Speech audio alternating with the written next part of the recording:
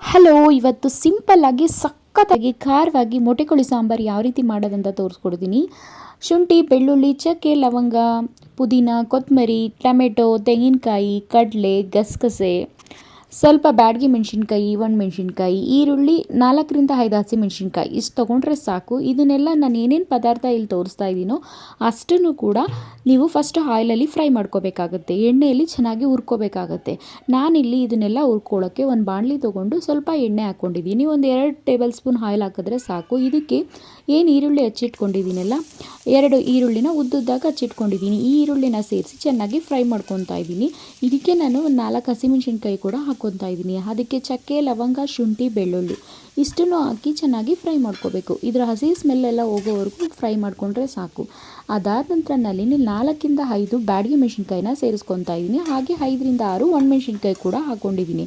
ಇದೆಲ್ಲನೂ ಕೂಡ ಒಂದು ಒಳ್ಳೆ ಮಿಕ್ಸ್ ಕೊಟ್ಟು ಚೆನ್ನಾಗಿ ಫ್ರೈ ಮಾಡ್ಕೋಬೇಕಾಗುತ್ತೆ. ಅದಾದ ನಂತರ ಟೊಮೆಟೊ ಏನು ಎರಡೇ ಟೊಮೆಟೊ ತೊಗೊಂಡಿದ್ದೀನಿ, ಇದನ್ನು ಹಚ್ಚಿಟ್ಕೊಂಡಿದ್ದೀನಿ. ಸೊ ಜಾಸ್ತಿ ಟೊಮೆಟೊ ಹಾಕೋಕ್ಕೆ ಹೋಗಬೇಡಿ, ಸ್ವೀಟ್ ಥರ ಆಗಿಬಿಡುತ್ತೆ. 2 ಟೊಮೆಟೊ ಹಾಕೊಂಡ್ರೆ ಸಾಕು 1 kg ಕೋಳಿಗೆ. ಅದಾದ ನಂತರ ಅದೇ ಬಿಸಿಗೆ ನಾನಿಲ್ಲಿ ಕೊತ್ತಂಬರಿ ಮತ್ತು ಪುದೀನ ಹಾಕ್ಕೊಂಡಿದ್ದೀನಿ. ಅದು ಹಾಗೆ ಹಬೆಲೆ ಇದಾಗುತ್ತೆ. ಸೊ ನಾನು ಫಸ್ಟೇ ಇಲ್ಲಿ ತೆಂಗಿನಕಾಯಿನ ರುಬ್ಬಿಟ್ಕೊಂಡಿದ್ದೆ. ಸೊ ಅದಕ್ಕೇ ನಾನಿಲ್ಲಿ ಏನೇನು ಎಲ್ಲನೂ ಹುರ್ಕೊಂಡಿದ್ನಲ್ಲ, ಅದೇ ಫ್ರೈ ಮಾಡ್ಕೊಂಡಿದ್ನಲ್ಲ, ಅದನ್ನೆಲ್ಲನೂ ಸೇರಿಸ್ಕೊತಾ ಇದ್ದೀನಿ. ಇದನ್ನೆಲ್ಲ ಸೇರಿಸಿ ಚೆನ್ನಾಗಿ ರುಬ್ಕೋಬೇಕು. ನುಣ್ಣಗೆ ಎಷ್ಟು ನೀರು ಬೇಕೋ ಅಷ್ಟು ಹಾಕ್ಕೊಂಡು ಚೆನ್ನಾಗಿ ನುಣ್ಣಗೆ ರುಬ್ಕೋಬೇಕು.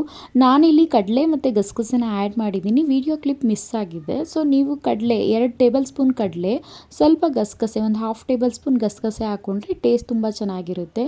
ಸೊ ಇದನ್ನೆಲ್ಲನೂ ಹಾಕಿ ಸ್ವಲ್ಪ ನೀರು ಇದೆಲ್ಲ ಫಸ್ಟು ತಣ್ಣಗೆ ಹಾಕಕ್ಕೆ ಬಿಡಬೇಕು. ಹಾಗೆ ಬಿಸಿಯಲ್ಲೇ ಮಿಕ್ಸಿ ರುಬ್ಕೋಬೇಡಿ. ಸೊ ಸ್ವಲ್ಪ ತಣ್ಣಗಾಗಕ್ಕೆ ಬಿಟ್ಟು ಆಮೇಲೆ ಮಿಕ್ಸಿಗೆ ಹಾಕ್ಕೊಂಡು ರುಬ್ಕೊಳ್ಳಿ. ಸೊ ನಾನು ಇದಕ್ಕೆ 2 ಟೇಬಲ್ ಸ್ಪೂನು ಧನಿಯಾ ಪೌಡರ್ ಹಾಕ್ಕೊತಾ ಇದ್ದೀನಿ. ಅಂದರೆ ಏನು ಕೊತ್ತಂಬರಿ ಬೀಜದ ಪುಡಿ ಅಂತಾರಲ್ಲ ಅದನ್ನು. ಸೊ ನಾನಿಲ್ಲಿ ಒಣಮೆಣ್ಸಿನ್ಕಾಯಿ ಮತ್ತು ಹಸಿಮೆಣ್ಸಿನ್ಕಾಯಿ 2 ಯೂಸ್ ಮಾಡಿರೋದ್ರಿಂದ ಖಾರಕ್ಕೆ ಖಾರದ ಪುಡಿ ಸ್ವಲ್ಪ ಕಮ್ಮಿನೇ ಹಾಕ್ತಾಯಿದ್ದೀನಿ. ಅಂದರೆ ಆಲ್ಮೋಸ್ಟ್ 1 ಟೇಬಲ್ ಸ್ಪೂನ್ ಖಾರದ ಪುಡಿ ಹಾಕಿದ್ರೆ ಸಾಕು. ಏಕೆಂದರೆ ನಾನೀಗ ಆಲ್ರೆಡಿ ಒಣಮೆಣ್ಸಿನ್ಕಾಯಿ, ಹಸಿಮೆಣ್ಸಿನ್ಕಾಯಿ, ಬ್ಯಾಡಗಿ ಮೆಣಸಿನ್ಕಾಯಿ ಎಲ್ಲ ಹಾಕಿರೋದ್ರಿಂದ ಅದರಲ್ಲಿ ಆಲ್ರೆಡಿ ಖಾರ ಇರುತ್ತೆ. ಸೊ ನೋಡ್ಕೊಂಡು ನೀವು ಖಾರ ಆ್ಯಡ್ ಮಾಡ್ಕೊಳ್ಳಿ. ಸೊ ಇಷ್ಟನ್ನು ಹಾಕ್ಕೊಂಡು ಎಷ್ಟು ನೀರು ಬೇಕೋ ಅಷ್ಟನ್ನು ಹಾಕ್ಕೊಂಡು ಚೆನ್ನಾಗಿ ನುಣ್ಣಗೆ ನಾವು ಇಲ್ಲಿ ರುಬ್ಕೋಬೇಕು. ನಾನಿವತ್ತು ತೋರಿಸ್ಕೊಡ್ತಾ ಇರೋ ಸಾಂಬಾರನ್ನ ಯಾವುದೇ ನ್ಯೂ ಬಿಗಿನರ್ಸು, ಬ್ಯಾಚುಲರ್ಸು ಯಾರು ಬೇಕಾದರೂ ಈಸಿಯಾಗಿ ಮಾಡ್ಕೋಬೋದು. ತುಂಬ ಸ್ಟೆಪ್ಸ್ ಏನೂ ಇಲ್ಲ. ಸಿಂಪಲಾಗಿ ಎಲ್ಲನೂ ಆಯಿಲಲ್ಲಿ ಏನೇನು ತೋರಿಸಿದ್ದೀನೋ ಅದನ್ನೆಲ್ಲ ಹುರ್ಕೊಳ್ಳೋದು, ಅಷ್ಟನ್ನು ಮಿಕ್ಸಿ ಮಾಡ್ಕೊಳ್ಳೋದಷ್ಟೇ. ಮಿಕ್ಸಿ ಮಾಡ್ಕೊಂಡಾದಮೇಲೆ ಡೈರೆಕ್ಟ್ ಒಗ್ಗರಣೆ ಹಾಕ್ಕೊಂಡ್ರೆ ಸಾಕು. ಸೊ ನಾನಿಲ್ಲಿ ಮಿಕ್ಸಿ ಮಾಡ್ಕೊತಾ ಇದ್ದೀನಿ. ಅದಾದ ನಂತರ ನಾನಿಲ್ಲಿ ಒಂದು ಕುಕ್ಕರ್ ಇಟ್ಕೊಂಡಿದ್ದೀನಿ. ಕುಕ್ಕರ್ಗೆ ಸ್ವಲ್ಪ ಆಯಿಲ್ ಹಾಕಿ, ಎಣ್ಣೆ ಜಾಸ್ತಿ ಹಾಕೋಕೆ ಹೋಗಬೇಡಿ. ಯಾಕೆಂದರೆ ಚಿಕನಲ್ಲಿ ಸ್ವಲ್ಪ ನೀರೆಲ್ಲ ಬಿಟ್ಕೊಳ್ಳುತ್ತೆ, ಅದು ಕೂಡ ಎಣ್ಣೆ ಎಲ್ಲ ಬಿಟ್ಕೊಳ್ಳುತ್ತೆ. ಸೊ ಸ್ವಲ್ಪ 1 ಟೇಬಲ್ ಸ್ಪೂನ್ ಆಯಿಲ್ ಹಾಕ್ಕೊಂಡ್ರೆ ಸಾಕು. 1 ಈರುಳ್ಳಿ ನಾನಿಲ್ಲಿ ಕಟ್ ಮಾಡಿ ಉದ್ದಕ್ಕೆ ಹಾಕ್ಕೊಂಡಿದ್ದೀನಿ. ಸೊ ಅದಾದ ನಂತರ ನಾವೇನು ಚಿಕನ್ನು ಕಟ್ ಮಾಡಿಕೊಂಡು ನೀಟಾಗಿ ತೊಳೆದಿಟ್ಕೊಂಡಿರ್ತೀವಲ್ವ, ಸೊ ನಾನು ತೊಳಿಬೇಕಾದ್ರೆ ಇಲ್ಲಿ ಅರಿಶಿನ ಹಾಕಿ ತೊಳ್ಕೊಂಡಿದ್ದೀನಿ ವಾಶ್ ಮಾಡಬೇಕಾದ್ರೆ ಚಿಕನ್ನ. ಸೊ ನೀವು ಕೂಡ ಸ್ವಲ್ಪ ಅರಿಶಿನ ಹಾಕಿದ್ರೆ ಆ ಸ್ಮೆಲ್ ಅಂತ ಏನು ಹೇಳ್ತಾರಲ್ಲ, ಆ ಚಿಕನ್ದು ಸ್ಮೆಲ್ ಇರುತ್ತಲ್ಲ ಅದು ಬರಲ್ಲ ಅಷ್ಟಾಗಿ. ಸೊ ಹಾಗಾಗಿ ನಾನಿಲ್ಲಿ ಅರಿಶಿನ ಮತ್ತು ಉಪ್ಪು ಹಾಕಿ ಸ್ವಲ್ಪ ವಾಶ್ ಮಾಡ್ಕೊಂಡಿದ್ದೀನಿ. ಅದಾದ ನಂತರ ನಾನಿಲ್ಲಿ ಒಂದು ಈರುಳ್ಳಿ ಹಾಕಿ ಎಣ್ಣೆಗೆ ಚಿಕನ್ನ ಏನು ತೊಳೆದಿಟ್ಟಿದ್ದೀನಲ್ಲ ಅದನ್ನು ಹಾಕಿ ನೀಟಾಗಿ ಫ್ರೈ ಮಾಡ್ಕೋಬೇಕು. ಎಲ್ಲಿವರೆಗೂ ಅಂದರೆ ಚಿಕನ್ನಲ್ಲಿ ನೀರು ಬಿಡುತ್ತೆ. ಸೊ ನೀರು ಬಿಟ್ಟು ಅದೆಲ್ಲ ಡ್ರೈ ಆಗೋವರೆಗೂ ನೀವು ಕಂಪ್ಲೀಟಾಗಿ ಫ್ರೈ ಮಾಡ್ಕೋಬೇಕಾಗುತ್ತೆ.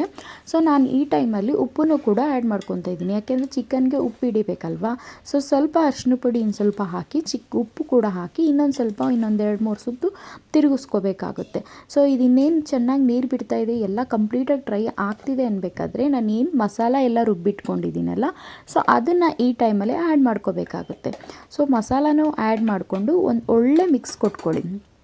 ಚಿಕನ್ಗೆ ಎಲ್ಲ ನಾವೇನು ಖಾರ ಹಾಕಿರ್ತೀವಲ್ವ ಮಸಾಲೆದು, ಆ ಮಸಾಲ ಖಾರ ಎಲ್ಲ ಚೆನ್ನಾಗಿ ಹಿಡಿಬೇಕು. ಅಲ್ಲಿವರೆಗೂ ಒಂದು ಒಳ್ಳೆ ಮಿಕ್ಸ್ ಕೊಟ್ಟು ನಮಗೆ ಸಾಂಬಾರು ಕನ್ಸಿಸ್ಟೆನ್ಸಿ ನೋಡ್ಕೊಳ್ಳಿ. ನಿಮಗೆ ತೆಳು ಬೇಕಂದರೆ ಸ್ವಲ್ಪ ಜಾಸ್ತಿ ನೀರು ಹಾಕ್ಕೊಳ್ಳಿ, ಇಲ್ಲ ಮೀಡಿಯಮಾಗಿ ಗ್ರೇವಿ ಥರ ಬೇಕಂದರೆ ಸ್ವಲ್ಪ ಕಮ್ಮಿ ನೀರು ಹಾಕ್ಕೊಂಡ್ರೆ ಸಾಕು. ಸೊ ನಾನಿಲ್ಲಿ ತುಂಬ ಗಟ್ಟಿಗೂ ಮಾಡಿಲ್ಲ, ತುಂಬ ತೆಳುನೂ ಮಾಡಿಲ್ಲ, ಮೀಡಿಯಮ್ ಕನ್ಸಿಸ್ಟೆನ್ಸಿಯಲ್ಲಿ ಮಾಡ್ಕೊತಾ ಇದ್ದೀನಿ. ಯಾಕೆಂದರೆ ನನಗೆ ಮುದ್ದೆಗೆ ಮತ್ತು ರೈಸಿಗೆ ಮೇಯ್ನ್ ಸಾಂಬಾರು ಮಾಡ್ತಾ ಇರೋದ್ರಿಂದ. ಸೊ ಇದಾದ ನಂತರ ನಾನು ಉಪ್ಪು ಎಷ್ಟು ರುಚಿಗೆ ಬೇಕು ನೋಡ್ಕೊಂಡು ಹಾಕ್ಕೊಳ್ಳಿ. ಯಾಕೆಂದರೆ ಫಸ್ಟ್ ಚಿಕನ್ಗೂ ಕೂಡ ಸ್ವಲ್ಪ ನಾನು ಉಪ್ಪು ಹಾಕಿದ್ದೆ. ಸೊ ಈಗ ಫೈನಲಾಗಿ ಇನ್ನೇನು ಕುದೀತಾ ಇದೆ ಅನ್ಬೇಕಾದ್ರೆ ನಾನು ಮೊಟ್ಟೆ ಏನು ಸಪ್ರೇಟ್ ಇರುತ್ತಲ್ಲ ಮೊಟ್ಟೆ ಗುದಿ ಅಂತ ಏನು ಹೇಳ್ತಾರಲ್ಲ ಅದನ್ನು ಹಾಕ್ಕೊಂಡು ಒಂದು 3ರಿಂದ 4 ಒಂದು 5 ವಿಸಲ್ ಹಾಕ್ಸ್ಕೊಂಡ್ರೂ ಚೆನ್ನಾಗಿರುತ್ತೆ. ಸೊ ಸೂಪರಾಗಿ ಖಾರವಾಗಿರೋ ಚಿಕನ್ ಸಾಂಬಾರು ರೆಡಿಯಾಗಿರುತ್ತೆ.